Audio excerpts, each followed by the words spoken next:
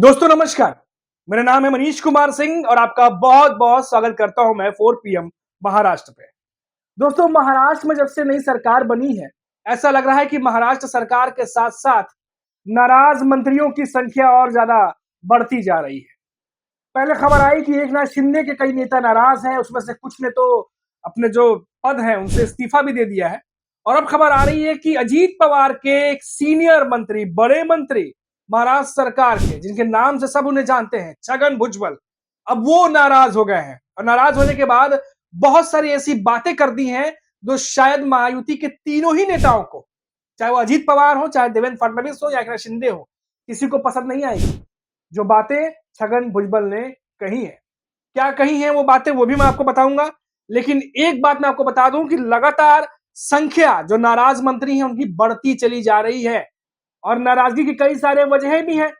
कुछ जो इतने सालों तक पार्टी पर रहे, पार्टी के साथ रहे, उन्हें ना बना करके जो बाद में मंत्री आए हैं, जो तमाम फेरबदल हुए हैं, इधर से उधर जो तमाम मंत्री हुए हैं, उनमें से मंत्रियों को बना दिया गया है।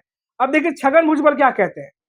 छगन भुजबल जो है वो मौका ना मिलने से मंत्रिमंडल में नाराज हो गए और कह रहे हैं कि वो क्योंकि ओबीसी नेता होने की वजह से उन्हें निशाना बनाया जा रहा है। जो बात कही है आपने, इन्होंने, छगन भुजबल ने, इसके बहुत लंबा राजनीतिक मायने निकाले जा सकते हैं। पूरी खबर मैं आपको बताता हूं कि पूरी खबर है क्या, आखिर क्या कहा है छगन भुजबल ने।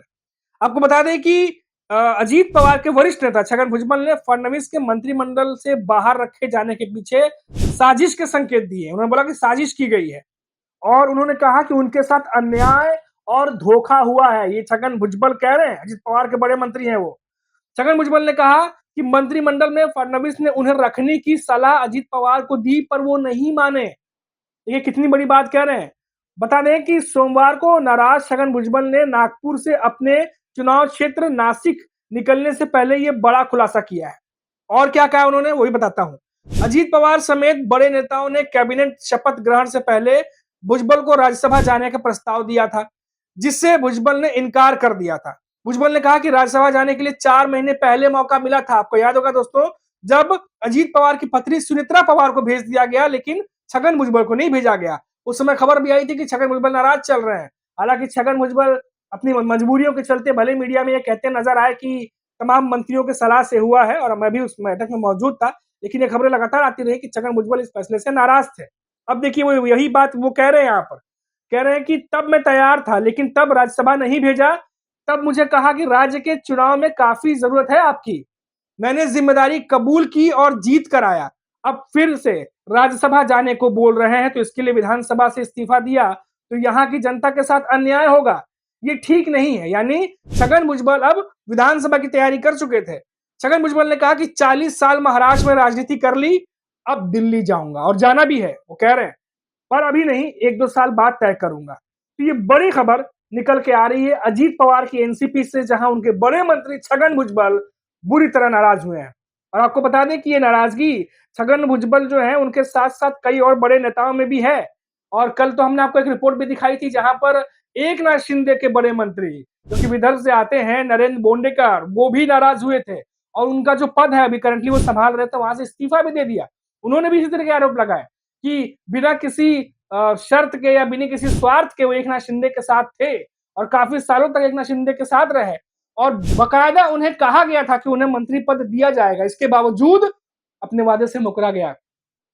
उसके बाद उन्होंने फैसला किया कि अब वो एकनाथ शिंदे की पार्टी के साथ जो है वो नहीं रहेंगे, जो पद दिया गया था उस पर नहीं रहेंगे। और हालांकि देखा गया कि बहुत सारा जो है तल्खियां देखने को मिली एकनाथ शिंदे की पार्टी के भीतर जब नरेंद्र बोंडेकर ने ये फैसला किया। बहुत ज्यादा खबर ये चर्चा में भी रही। अब इसके बाद खबर थी कि अजीत पवार की एनसीपी में भी जो अंदर की गर्मी है वो बढ़ी हुई है, तापमान जो है नेताओं का वो बढ़ा हुआ है। जो मंत्री पद 39 मंत्रियों ने शपथ ली है, उस 39 मंत्रियों में कई सारे ऐसे मंत्री हैं जिनके शपथ लेने से अंदर के ही मंत्री नाराज चल रहे हैं। यानी जिस तरीके से विभागों का बंटवारा हो रहा है या जो मंत्री पद बनाए जा रहे हैं, क्या वो लंबे समय तक टिक पाएंगे, क्योंकि पार्टी के भीतर ही उनको लेकर के कोई जोश नहीं दिख रहा। पार्टी के भीतर ही नेता नाराज दिख रहे हैं। तो फिर किस तरीके से सरकार जो है वो आगे बढ़ेगी, कैसे काम होगा, वो तो प्रमुख नेता जाने और वो तय करें। लेकिन इतना जरूर है कि एक चीज जो बाहर निकल के आ रही है दोस्तों, जिस पर ध्यान गया है, मैं चाहता हूं कि आपका भी ध्यान खींचूं।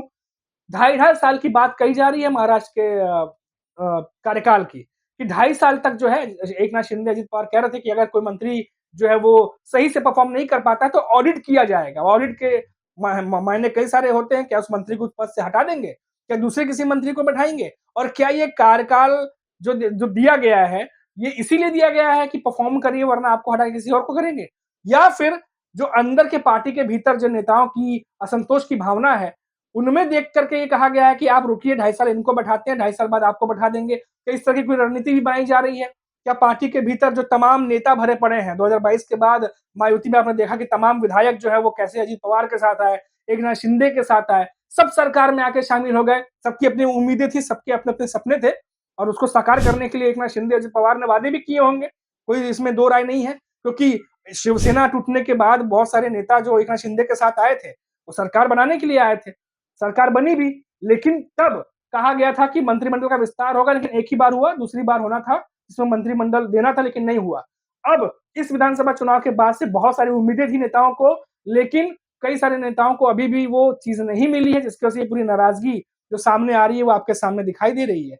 एक दिन पहले एकनाथ शिंदे के बड़े नेता रिज़ाइन कर देते हैं। एकनाथ शिंदे के खिलाफ और शिवसेना के खिलाफ बोलते हैं कि वादा किया गया था पर वादा पूरा नहीं किया गया। उनके साथ सही बर्ताव नहीं किया गया, पार्टी छोड़ दे पद छोड़ देते हैं। उसके बाद आज खबर आती है छगन भुजबल का, आप देख लीजिए। साथ ही कह दिया उन्होंने साफ-साफ कि मेरे साथ अन्याय हुआ है, धोखा हुआ है।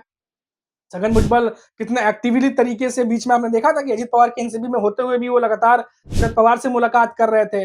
जो महाराष्ट्र में जो मराठा आरक्षण या ओबीसी आरक्षण को लेकर तमाम चीजें घट रही थी, उसको लेके भी नेताओं से मिल रहे थे। और आपने देखा, जो मैंने आपको एग्जाम्पल बताया कि राज्यसभा जब भेजे जाने की बात हो रही थी, उस समय छगन भुजबल तैयार थे राज्यसभा जाने के लिए, तब नहीं भेजा गया। तब अजित पवार की पत्नी सुमित्रा पवार, जो कि बारामती से हार गई थी, उन्हें भेजा गया। उस दरमियान फिर खबर आई कि छगन भुजबल नाराज है, लेकिन छगन भुजबल खुद सामने आके इन खबरों का खंडन किया, लेकिन ये खबर फिर भी आती रही। और अब देखिए वो बात फिर से जुबान से निकली है कि मन में बात थी, तो जब इस तरह की सिचुएशन आई तो बाहर निकली वो बात। अब छगन भुजबल भी साफ कह रहे हैं कि उनके साथ धोखा हुआ, अन्याय हुआ है। तो ये कुछ नेता हैं जो आगे बढ़ करके अपनी बात रख रहे हैं, लेकिन कई सारे ऐसे नेता हैं जो हो सकता है किसी वक़्त का इंतज़ार कर रहे हों या किसी और मौके का इंतज़ार कर रहे हों, और कहीं न कहीं जो सरकार है, जो सरकार बनी है, उसके भीतर, तीनों ही पार्टियों के भीतर डिसबैलेंस सा नज़र आ रहा है। बीजेपी के कई सारे नेता, खबर आ रही है कि वो भी नाराज़ हैं, क्योंकि बहुत सारे नेता बीजेपी के साथ सालों-साल काम कर रहे हैं, लेकिन कुछ नेता जो बाद में शामिल हुआ या बैकडोर से एंट्री मारी उन्होंने और उसके बाद उन्हें मंत्री बना दिया गया, और बीजेपी के कई नेता जो सालों से हैं, उन्हें मौका नहीं दिया गया। इस बात को लेके भी बीजेपी के भीतर भी असंतोष की बात है, ये भी खबर आ रही है। तो देखिए, तीनों ही नेताओं ने, तीनों ही पार्टियों ने, जो प्रमुख दल है, उन्होंने मिलकर सरकार तो बना ली है, लेकिन सरकार के भीतर चल रही असमंजस की स्थिति, असंतोष खींचता है, उसको रोकने में असफल हो रहे हैं। देखना होगा कि ये जो भीतर का अंतर्कलह है, ये आगे चल के क्या रूप लेता है। क्या तीनों नेता इनको मना पाने में सफल होते हैं, या फिर ये आगे चल के कुछ और सरकार में, जो मायावती सरकार, उनके लिए कुछ प्रॉब्लम क्रिएट करती है। ये सब कुछ देखने वाली बात होगी दोस्तों, लेकिन खबर ये है कि एक-एक करके नेता सामने आ रहे हैं और अपनी जो कह सकते हैं अपने ऊपर जो तमाम चीजें चल रही हैं उनके मन में, वो खुल करके मीडिया में बोल रहे हैं। अभी के लिए इतना ही, फिर लौटेंगे तो बात करेंगे किसी बड़ी खबर पर। तब तक आप देखते रहिए 4 PM महाराष्ट्र। नमस्कार।